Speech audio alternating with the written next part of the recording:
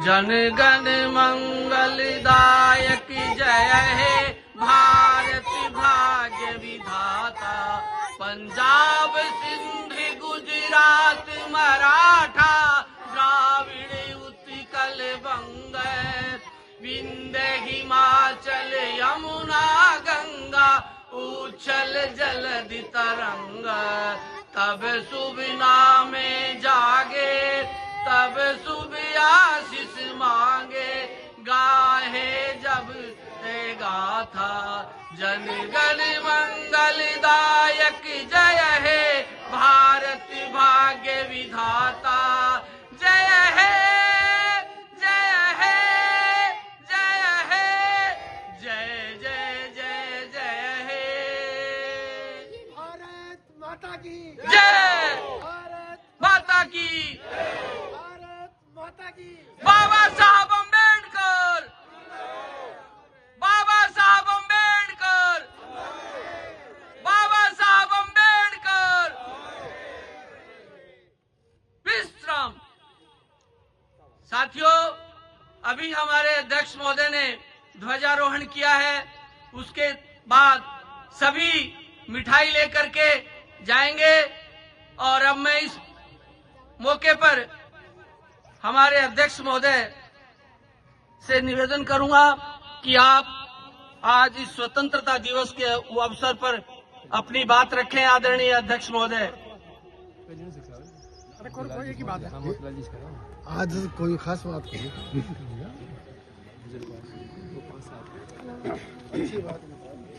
आदरणीय अध्यक्ष महोदय,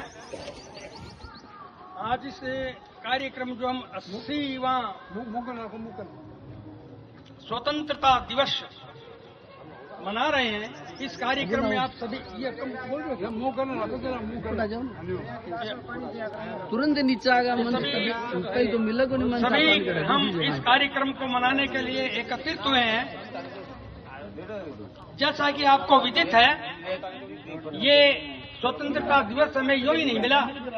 इसके लिए हमारे देश के हजारों लोगों ने बलिदान दिया है, वो देश के ऊपर न्यौछावर हुए हैं, तब जाकर हमें आजादी मिली है।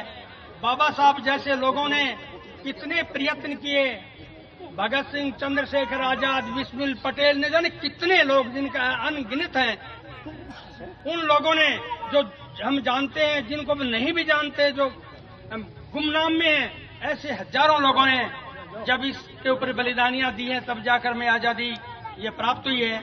दोस्तों, इस आजादी को बरकरार रखना बहुत जरूरी है, क्योंकि वर्तमान जो परिस्थितियां चल रही हैं वो बड़ी भीषणकारी परिस्थितियां हैं और ये परिस्थितियां देश को, समाज को तोड़ने पर आमादा हैं।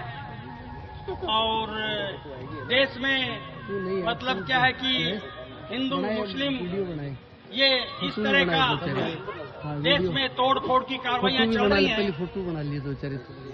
हमारे SC, ST, OBC और माइनॉरिटी के लोग जो कि यहाँ इस देश में लगभग 90%, 85% के आसपास लोग हैं, उन लोगों को के साथ में आज मतलब क्या है कि ज्यादतियां होती जा रही हैं। तो हमें इस संविधान को बचाने के लिए हमें बहुत संघर्ष करना पड़ेगा। आप देख रहे हैं, आए दिन देखते हैं कि किस तरह से इन लोगों को दबाने के लिए हमारी शिक्षा व्यवस्था को कितना तोड़ मरोड़ दिया है। हमारे जो लोग, हम थोड़ी बहुत हमारे अंदर जो कुछ जागृति आई है, वो बाबा साहब के प्रयासों के द्वारा जो आई है, वो शिक्षा के द्वारा जो आई है, उस शिक्षा के ढांचे को चरमरा दिया गया है। शिक्षा के ढांचे को तोड़ करके ऐसी व्यवस्थाएं कायम कर दी गई है कि गरीब तबके के लोग पढ़ नहीं सके। शिक्षा का निजीकरण कर दिया गया है। इसमें उसके पाठ्यक्रम में ऐसे तब्दीली कर दी गई है, बदल दिया गया है कि जो हमारे एक तरह से जो जीवन मूल्य हैं, उनसे हटकर के शिक्षा क्रम बनाया गया है। उससे यानी कि हमारे बच्चों का जो सर्वांगीण विकास है वो नहीं हो पा रहा है। तो शिक्षा व्यवस्था को बेहतरीन रखने के लिए कि सभी हमारे साथी SC, ST, OBC और माइनॉरिटी के लोग जो हैं वो एक अच्छी शिक्षा प्राप्त कर करके हम हमारी सहभागिता निभाएं जितनी हमारी जनसंख्या है उसके आनुपातिक रूप से हमें सरकारी नौकरियों में हिस्सा मिले, ये इसके लिए हमें प्रयास करना है। क्योंकि हमारे जो देश के जो समाजवादी लीडर हुए, समाजवादी जो नेता हुए, उन्होंने ये कहा था कि जितनी जिसकी संख्या भारी उतनी उसकी हिस्सेदारी। अब आप देख रहे हो कि हमारे देश में चंद एक दो समाज के लोगों का वर्चस्व है। 80% सरकारी जो नौकरियां हैं, जो बड़े बड़े पद हैं, उनके ऊपर केवल 3.5% या 5% लोग हैं वो काबिज हैं, और हमारा जो कि 95% लोग हैं उनमें हम वहाँ काबिज नहीं हैं।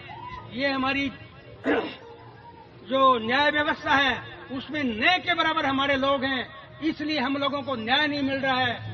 हमारे साथ में यहाँ 5 लोगों को, आपने पाली के अंदर 5 लोगों को ट्रैक्टर से कुचल दिया गया था। डांगावास के अंदर ट्रैक्टरों से कुचल के मार दिया गया था। अपने शेड्यूल कास्ट के लोग थे, और आज उन सब 40 लोगों के ऊपर FIR लॉन्च हुई थी, 40 को बरी कर दिया गया।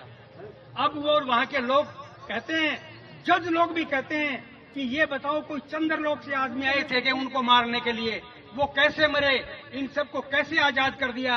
यानी हमारे ऊपर कितना अत्याचार हो रहा है, ये सोचने की बात है। तो इसलिए जब तक हम शिक्षित नहीं होंगे, जब तक हम हमारे अधिकारों के लिए स्ट्रगल नहीं करेंगे, तब तक हमें अपने अधिकार